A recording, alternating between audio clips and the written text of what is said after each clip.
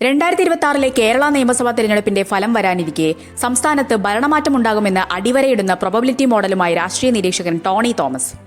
മുൻ തിരഞ്ഞെടുപ്പ് ഫലങ്ങൾ, തദ്ദേശ തെരഞ്ഞെടുപ്പിലെ ട്രെൻഡുകൾ, വോട്ടർ പട്ടികയിലെ മാറ്റങ്ങൾ എന്നിവ വിശകലനം ചെയ്തുകൊണ്ടുള്ള ഈ റിപ്പോർട്ട് അനുസരിച്ച് UDF 91 സീറ്റുകൾ വരെ നേടി അധികാരം പിടിച്ചെടുക്കാനാണ് ഏറ്റവും കൂടുതൽ സാധ്യത. എന്തുകൊണ്ട് കേരളം ഇത്തവണ ഭരണമാറ്റത്തിലേക്ക് നീങ്ങുന്നു എന്നതിന് വ്യക്തമായ ഡേറ്റാ പോയിന്റുകളാണ് അദ്ദേഹം നിരത്തുന്നത്. പ്രോബബിലിറ്റി മോഡൽ പ്രകാരം UDF 91 സീറ്റുകൾ വരെ നേടുമെന്നാണ് കണക്കാക്കുന്നത്. ഇതിൽ 11 സീറ്റുകൾ 80% മുകളിൽ വിജയസാധ്യതയുള്ള സുരക്ഷിത മണ്ഡലങ്ങളാണ്. മലബാർ മേഖലയിൽ UDF ശക്തമായ മുന്നേറ്റം തുടരുന്നു. മലപ്പുറം ജില്ലയിലുണ്ടായ വൻ വോട്ട് വർധന ലീഗിന്റെ സംഘടനാ കരുത്തിന്റെ തെളിവാണ്. നിലവിൽ LDF ജയിച്ചു നിൽക്കുന്ന മാനന്തവാടി, അഴീക്കോട്, കുറ്റ്യാടി തുടങ്ങിയ മണ്ഡലങ്ങളിൽ വോട്ട് വർദ്ധിച്ചത് ഫലം UDFന് അനുകൂലമാക്കാൻ സാധ്യതയുണ്ട്.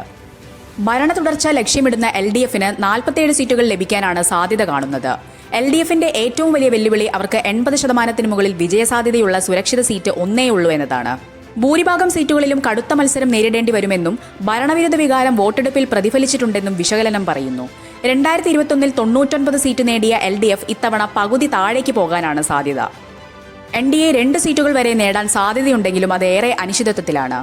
മൊത്തം കണക്കുകൾ പരിശോധിക്കുമ്പോൾ 57% സാധ്യതയും UDF 82 മുതൽ 95 സീറ്റുകൾ നേടി ഭരണം പിടിക്കുമെന്നാണ് കാണിക്കുന്നത്.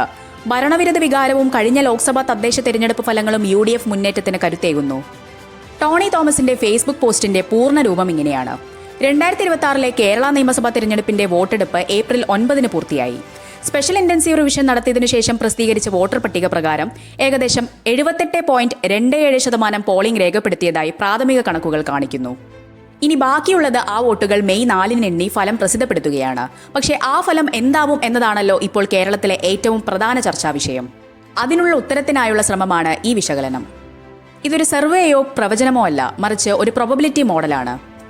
ഇത് മുൻ തിരഞ്ഞെടുപ്പ് ഫലങ്ങൾ, തിരഞ്ഞെടുപ്പ് ട്രെൻഡ് ലൈൻ, 140 മണ്ഡലങ്ങളിലുമുള്ള വോട്ട് വ്യതിയാനങ്ങൾ, SIR വഴി പുതുക്കിയ വോട്ടർ പട്ടിക, സ്ഥാനാർത്ഥി തലത്തിലുള്ള ഘടകങ്ങൾ, മൂന്നാം മുന്നണിയുടെ സ്വാധീനം, പാർട്ടിക്കുള്ളിലെ അപസ്വരങ്ങൾ, സാമൂഹിക ഗ്രൂപ്പുകളുടെ പ്രവണത, പ്രീപോൾ സർവേ ഡേറ്റ, അങ്ങനെ പല ഡേറ്റാ പോയിന്റുകളെ അടിസ്ഥാനമാക്കി തയ്യാറാക്കിയതാണ്.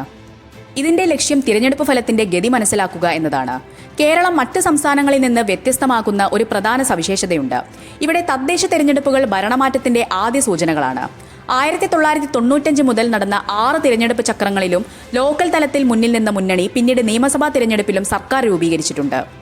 ഇത് യാദൃശ്ചികമല്ല. കേരളത്തിലെ ഉയർന്ന രാഷ്ട്രീയ ബോധം, പാർട്ടി തിരിച്ചറിവ്, കൂട്ടുകക്ഷി സ്ഥിരത എന്നിവ കാരണം സംഭവിക്കുന്നതാണ്. ലോക്കൽ ബോഡി തിരഞ്ഞെടുപ്പുകൾ രാഷ്ട്രീയഗതി ആദ്യം സൂചിപ്പിക്കുന്നിടമാണ്, പിന്നീട് അത് നിയമസഭാ ഫലമായി മാറുന്നു. ഇക്കഴിഞ്ഞ 2025 തദ്ദേശ തെരഞ്ഞെടുപ്പ് ഫലങ്ങളുടെ അടിസ്ഥാനത്തിൽ ഇപ്പോൾ നടക്കുന്ന നിയമസഭാ തെരഞ്ഞെടുപ്പിൽ UDFന് മുൻതൂക്കമുണ്ടാകുമെന്ന് ഞാൻ പറഞ്ഞിരുന്നു.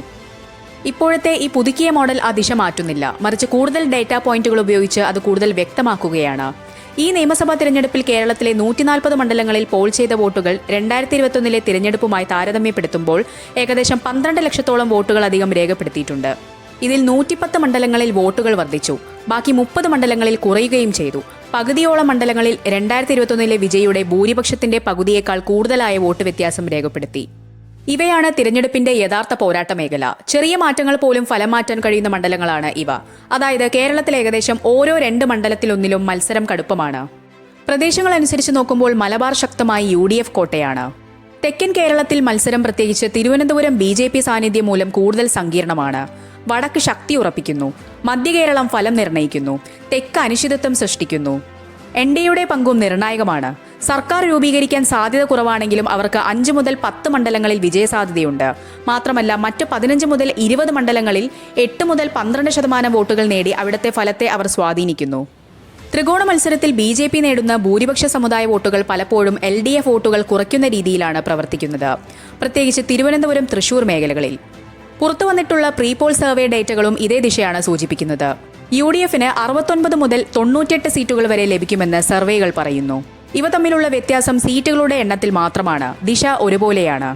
പ്രമുഖമായ ഒരു സർവേയും LDF ഭൂരിപക്ഷം പ്രവചിക്കുന്നില്ല. പല ഡേറ്റയും ചേർത്ത് നോക്കുമ്പോൾ ഈ തിരഞ്ഞെടുപ്പ് ഫലത്തിന് 5 സാധ്യതകൾ കാണാം. ഒന്നാമതായി 57% സാധ്യത UDF 82 മുതൽ 95 സീറ്റുകൾ നേടി സർക്കാർ രൂപീകരിക്കുമെന്നാണ് കാണിക്കുന്നത്. രണ്ടാമതായി 22% സാധ്യതയിൽ 95 മുതൽ 110 സീറ്റുകൾ നേടി UDF വലിയ മുന്നേറ്റം നടത്താം. 8% സാധ്യതയിൽ 110-ൽ കൂടുതൽ സീറ്റുകൾ UDF നേടുന്ന വലിയ വിജയമുണ്ടാകാം. മറ്റൊരു സാധ്യതയിൽ 5% സാധ്യതയിൽ UDF ചെറിയ ഭൂരിപക്ഷത്തോടെ 71 മുതൽ 75 സീറ്റിൽ ജയിക്കാം.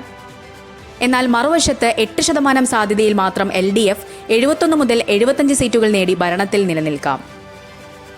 ഇൻകംബൻസി സ്ട്രെങ്ത്തും മറ്റു ഫാക്ടേഴ്സ് എല്ലാം നോക്കിയാൽ UDF സർക്കാർ രൂപീകരണ സാധ്യത 60 മുതൽ 70%. മണ്ഡലതലത്തിൽ ഇത് മോഡൽ ചെയ്ത് നോക്കുമ്പോൾ ഏറ്റവും സാധ്യതയുള്ള ഫലം UDF ആകെ 91 സീറ്റുകൾ നേടുമെന്നാണ് കണക്കാക്കുന്നത്. ഇതിൽ 11 എണ്ണം 80% മുകളിൽ വിജയസാധ്യതയുള്ളതാണ്. 9 സീറ്റുകളിൽ വിജയിക്കാൻ 70% വരെ സാധ്യതയുണ്ട്. ഇതിനു പുറമെ 53 സീറ്റുകളിൽ UDFന് 60% വരെ വിജയസാധ്യതയും 18 സീറ്റുകളിൽ 55% വരെ സാധ്യതയുമുണ്ട്. LDFന് 47 സീറ്റുകളാണ് സാധ്യത കാണുന്നത്. ഇതിൽ ഒന്ന് മാത്രം 80% മുകളിൽ വിജയസാധ്യതയുള്ള സുരക്ഷിത സീറ്റാണ്. 7 എണ്ണത്തിൽ വിജയിക്കാൻ 70% വരെ സാധ്യതയുണ്ട്.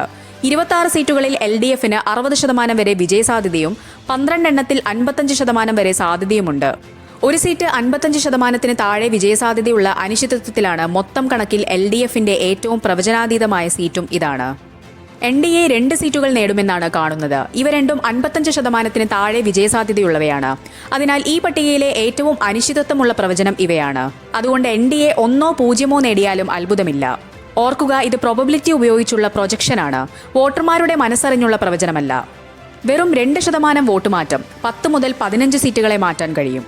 ഫലം വരുന്ന ദിവസം 3 കാര്യങ്ങൾ ശ്രദ്ധിക്കണം. തൃശൂർ, കോട്ടയം, ആലപ്പുഴ മേഖലയിൽ UDF എത്രത്തോളം വിജയിക്കുന്നു? തിരുവനന്തപുരം മേഖലയിൽ NDAയുടെ പ്രകടനം. LDFന്റെ 20ഓളം മിഡ് മാർജിൻ മണ്ഡലങ്ങളുടെ ഫലം. ചുരുക്കി പറഞ്ഞാൽ 2026 ഒരു ഭരണമാറ്റത്തിന്റെ തിരഞ്ഞെടുപ്പാവാനാണ് സാധ്യത. ഗ്രൗണ്ട് ലെവൽ സിഗ്നലുകൾ, വോട്ട് കണക്കുകൾ, തിരഞ്ഞെടുപ്പ് ട്രെൻഡ് എല്ലാം ഒരേ ദിശയിലാണ്. ദിശ കൃത്യവും വ്യക്തവുമാണ്. UDF മുൻതൂക്കം. സീറ്റ് പരിധി 82 മുതൽ 95 വരെ. സാധ്യത 60 മുതൽ 70% വോട്ടുകൾ ഇതിനകം രേഖപ്പെടുത്തിയിട്ടുണ്ട്. ഇനി ബാക്കിയുള്ളത് ഫലം പുറത്തുവരിക മാത്രമാണ്. മെയ് 4 തിരഞ്ഞെടുപ്പ് തീരുമാനിക്കുകയല്ല, മറിച്ച് ഏപ്രിൽ 9 വോട്ടർമാർ എന്ത് തീരുമാനിച്ചുവെന്ന് വെളിപ്പെടുത്തുക മാത്രമാണ് ചെയ്യുന്നത്. ഈ സാധ്യത അവലോകനം ഇതിലേക്കുള്ള ഒരു എത്തിനോട്ടം മാത്രമാണ്.